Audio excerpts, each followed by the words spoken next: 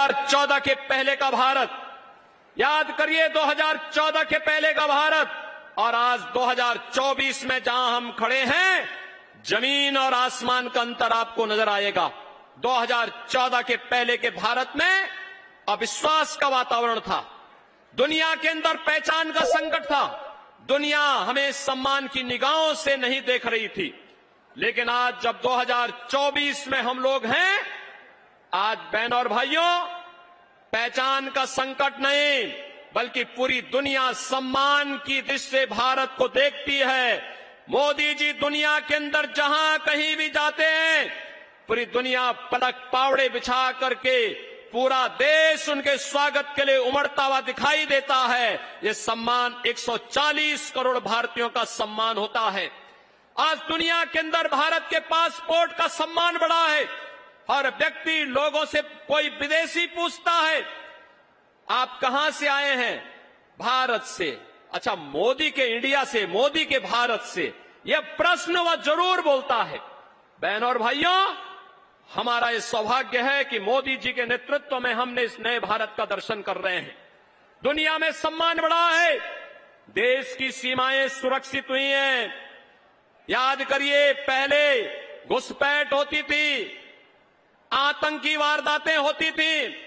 सुबह की शुरुआत एक नए घोटाले से, एक भ्रष्टाचार से, और सायकाल होते होते एक नया धमाका आतंकी घटनाएं घटित होती थी। लेकिन आज आतंकी वारदात नहीं होती है। आज तो बहनों और भाइयों, कहीं जोर से पटाखा फट जाए तो पाकिस्तान पहले सफाई देते हुए बनता है, कहता साहब मेरा हाथ नहीं है, क्योंकि इसे मालूम है ये नया भारत है, छेड़ता नहीं है। लेकिन अगर कोई छेड़ता है तो फिर उसको छोड़ता भी नहीं है।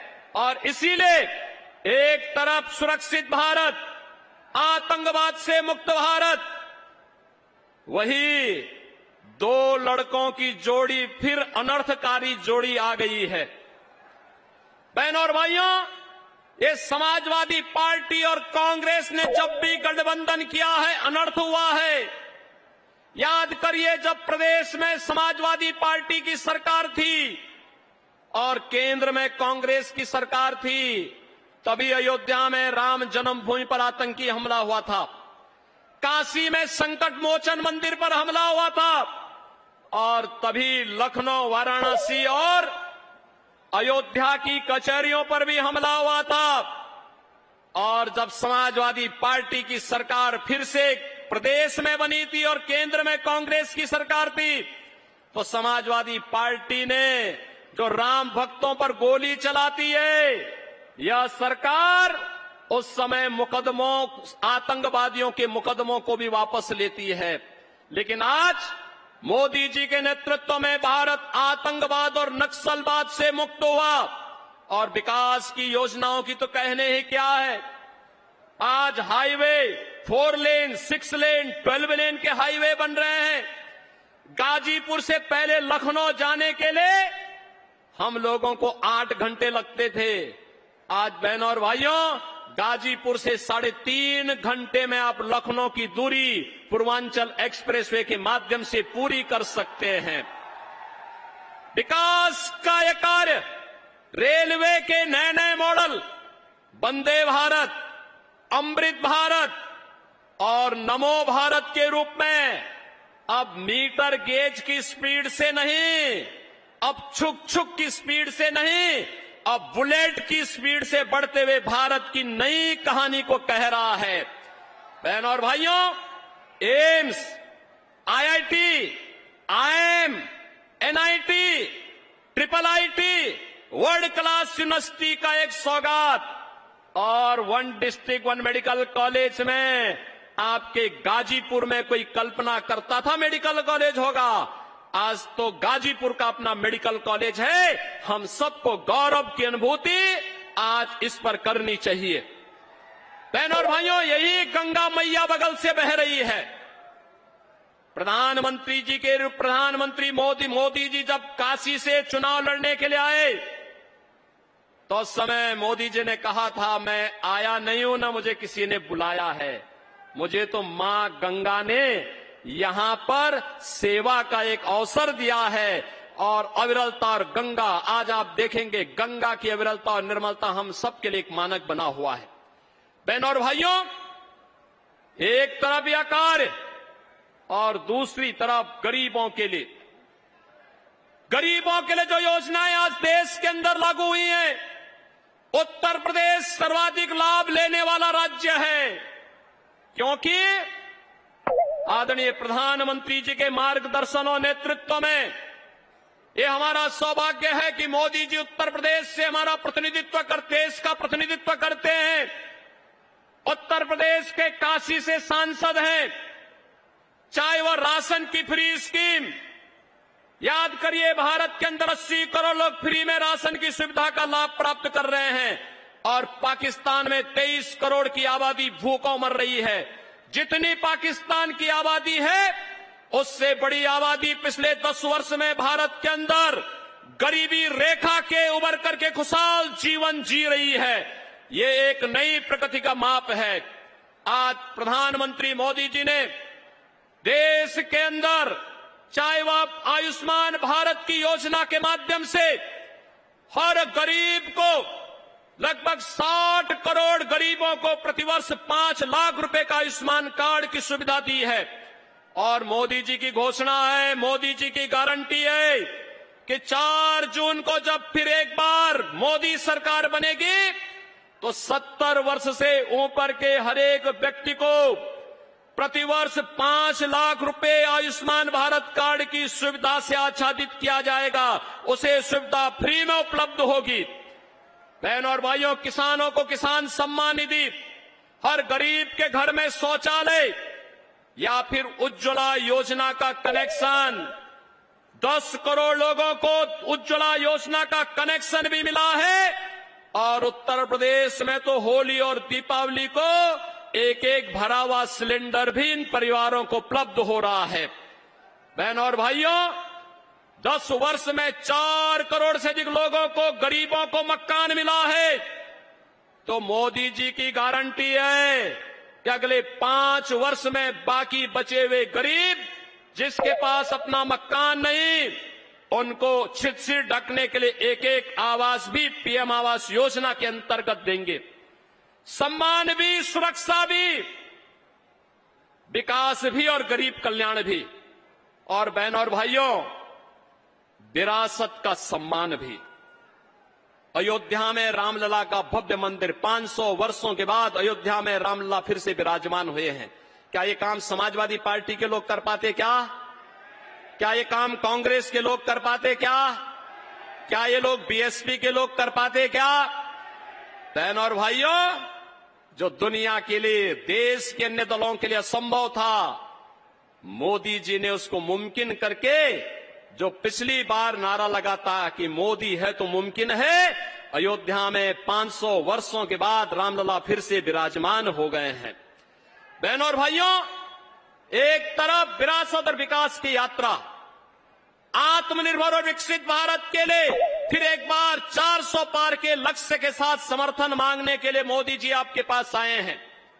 और दूसरी तरफ समाजवादी पार्टी और कांग्रेस का गठबंधन, देश के अंदर आपस में लड़ाओ, बांटो और राज करो के सिद्धांत। पश्चिमी बंगाल में संतों के खिलाफ रामकृष्ण मिशन, स्वामी विवेकानंद ने जिस मिशन की स्थापना अपने पूज्य गुरुदेव परमाध्यात्मिक संत परमहंस रामकृष्ण परमहंस जी के नाम पर किया था, आज उन्हें वहां की कांग्रेस गठबंधन का एक सहयोगी उन संतों को धमकी दे रहे हैं। भारत सेवाश्रम संघ के संतों को धमकी दे रहे हैं।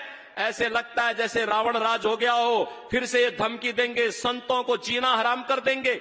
इस प्रकार की स्थिति पैदा करने का प्रयास हो रहा है। ये लोग अपने घोषणा पत्र में जिस प्रकार की बातें कर रहे हैं, अनुसूचित जाति, जनजाति और पिछड़ी जाति के आरक्षण को हड़पना चाहते हैं, लोगों के हकों पर भारत के विभाजन को फिर से तैयार करना चाहते हैं, पर्सनल लॉ लागू करके बेटी को स्कूल जाने से वंचित करना चाहते हैं, महिलाओं को बाजार जाने से रोकना चाहते हैं। उनको फिर से बुर्का पहनने के लिए मजबूर करना चाहते हैं।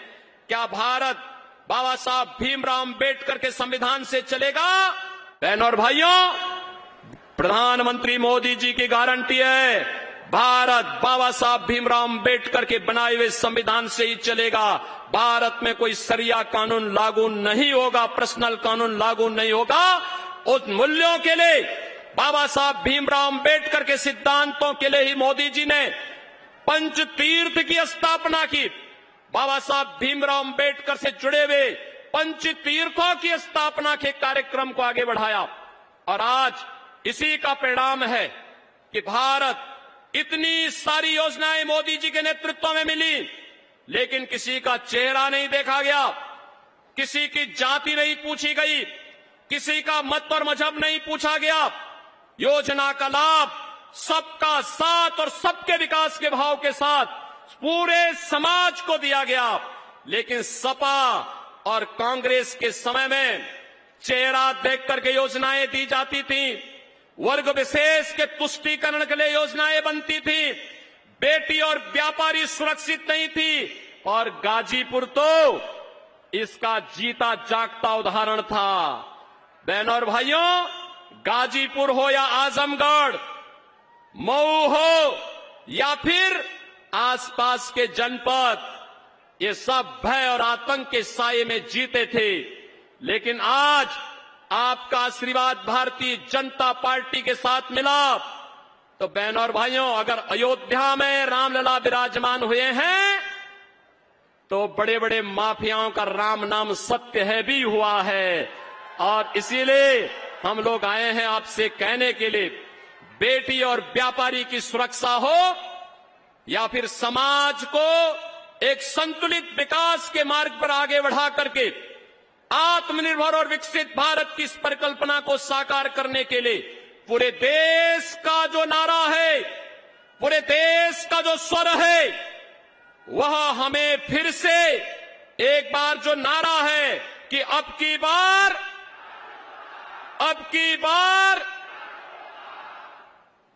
400 पार के इस लक्ष्य के साथ गाजीपुर संसदीय सीट पर श्री पारसनाथ राय को भारतीय जनता पार्टी ने मोदी जी के आशीर्वाद से, सुहेल देव राजभर पार्टी, निषाद राज पार्टी, अपना दल, इन सभी ने अपना समर्थन दिया है। गाजीपुर मोदी जी को आश्वस्त करे कि गाजीपुर से श्री पारसनाथ राय भारी बहुमत से विजयी बनकर के जाएंगे। आप आश्वस्त करेंगे? पूरा गाजीपुर, जहां तक मेरी आवाज जा रही है, सभी लोग सहमत हैं? 1 जून को जब चुनाव होंगे तो श्री पारसनाथ राय जी भारी बहुमत से विजयी बनकर के गाजीपुर से जाएंगे। गाजीपुर विकास और सुशासन के इस मॉडल का एक बार फिर से केंद्र बनेगा। सहमत हैं? सभी लोग सहमत हैं?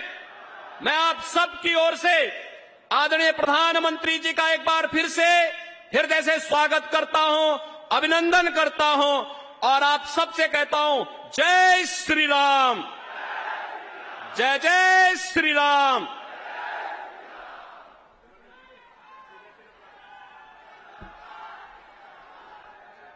करते नजर आए और साथ ही उन्होंने बीजेपी प्रत्याशी को भारी मतों से जीत दिलाने की अपील यहां पर लोगों से की है। उनकी ओर से कहा गया कि गाजीपुर पीएम नरेंद्र मोदी की ओर से जो 400 पार का प्रण लिया गया है, उस प्रण में आहुति डालकर अपनी पीएम नरेंद्र मोदी को आश्वस्त करें।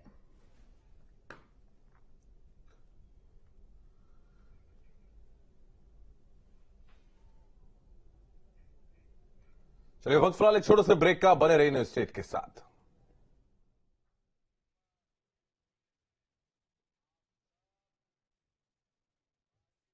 अब कपड़ों को आधे घंटे क्यों भिगोना?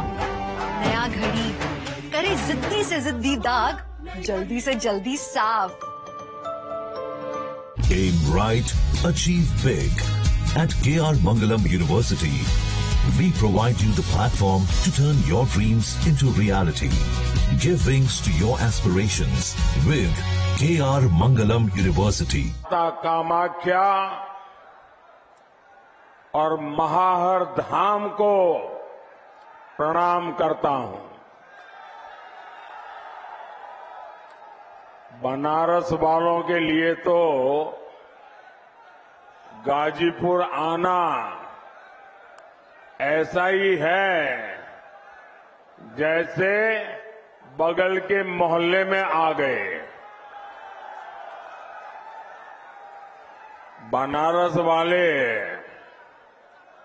अगर गाजीपुर आए जालन और केहू फोन करे तो कहलन, अरे यहीं घरे में है बतवा।